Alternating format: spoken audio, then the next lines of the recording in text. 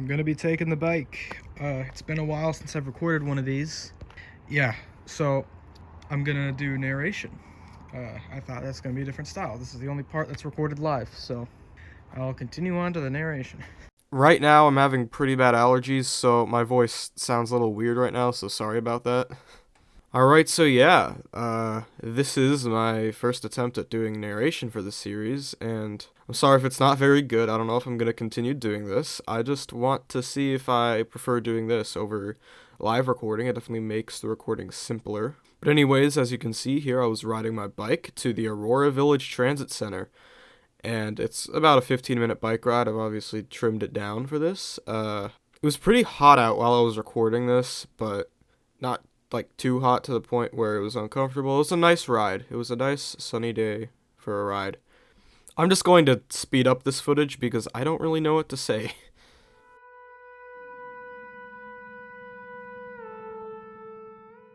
Alright, so as you can see in this clip, like, there is a Lime scooter, and that proves to me this is a popular bike route. I see people biking on it all the time, and in fact, you can see someone biking here in this clip. And there's also, like, this intersection, this exit ramp is so scary and difficult to cross. It is annoying, and I don't know why they haven't improved this for pedestrians and cyclists yet. It's a very popular route. And then there's also another ramp, like, just ahead of it, like that, although that one's easier. I don't know why they haven't improved the experience here. So here I had to cross this giant parking lot to get to the transit center. I don't know why this is the only way to access the transit center from the north. You have to cut through this big-ass parking lot. Anyway, I arrived at the Aurora Village Transit Center here, and you can see those bike lockers to my right. Those are pretty cheap, and that's what I ended up putting my bike into. Here you can see the E-Line bus, which is what I'm going to use to get to the parks. I forgot to record myself getting on the bus, and that's a weird theme I noticed. I completely forgot to record myself getting on and off the buses, which I feel like are important for, like, the transitions between the places, like, in the video, so I'm sorry about that.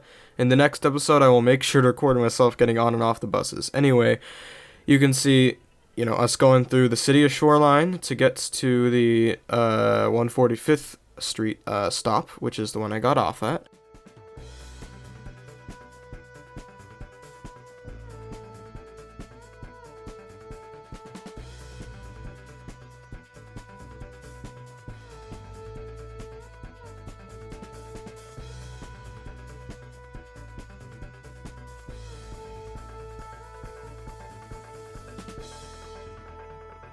And you can see me get off the stop here.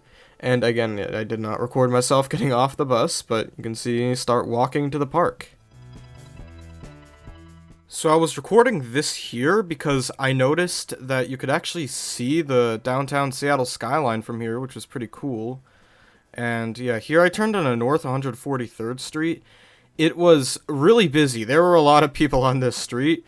So, oh yeah, there's a weird purple thing on the floor, but there were a lot of people on that street, so I decided to wait and not record a bunch of people, because I didn't want to seem weird. Anyway, I saw a sign here. I couldn't find, like, a normal Seattle City Park sign, so I was like, that one's good enough, so that's the one I ended up taking a selfie with. Here, as you can see, I'm trying to take a selfie with all the signs. So then I started my walk to Bitter Lake Playfield, which I don't know if it's just called Bitter Lake and the other one's called Bitter Lake Reservoir.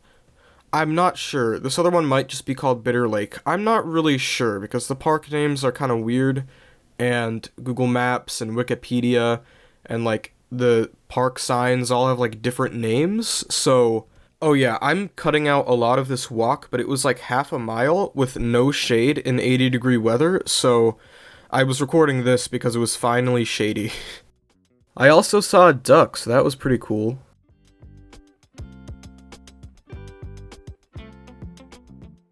So then I arrived at this sign, which just said Bitter Lake, so I think this is a different park from the other one I saw, so I'll count that I went to 2 parks today.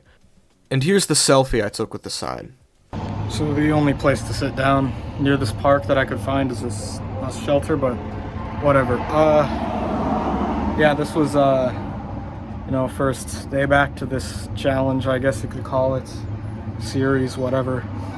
I was exhausted. That was a long walk to get between those parks there. Okay, it wasn't that long of a walk, but it was really hot out, okay? Anyway, I started my journey back to Highway 99 so I could get onto the E line to get back to the Aurora Village Transit Center. That wind, when it is like 80 degrees out, is so nice. I wish I was saying something like profound or like important right now, but I really just wanted to like include more shots of me walking to the bus stop, so that's what you're gonna get because it's not that interesting of a walk. I then arrived to the E-Line bus stop. Air quality here is absolutely atrocious. It smells so bad. Like, it smells like just fucking car fumes, dude. Like, oh my god. I feel bad for the people living in those fucking apartments. Like, dude, it stinks. Like, it just smells like cars. Like, it's burning my nostrils. It's like, it just smells like a fucking parking garage. For some reason, I once again forgot to record myself getting on the bus, but you can see the footage of me on the E-Line on my way back to the Aurora Village Transit Center. Someone was actually playing their guitar on the bus, which is pretty cool. I'll unmute the video to see if you can maybe hear it.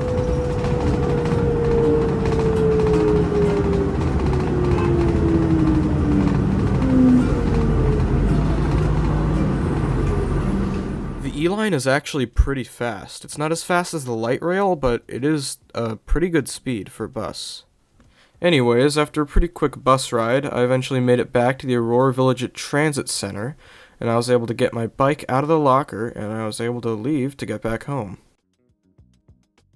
Alright, so I actually recorded this entire, bike ride back home. I recorded that all in one shot, so I'll just speed it up, and then I'll talk about some stuff while it's going on in the background.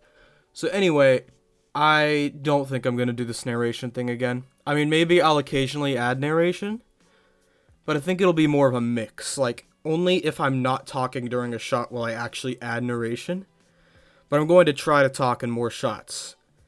It's a lot easier and quicker to edit when I'm talking in the video rather than having to record voiceover separately. So yeah, I'm going to cut out the ending of this bike ride so I don't dox myself. But anyways, have a good day, everybody.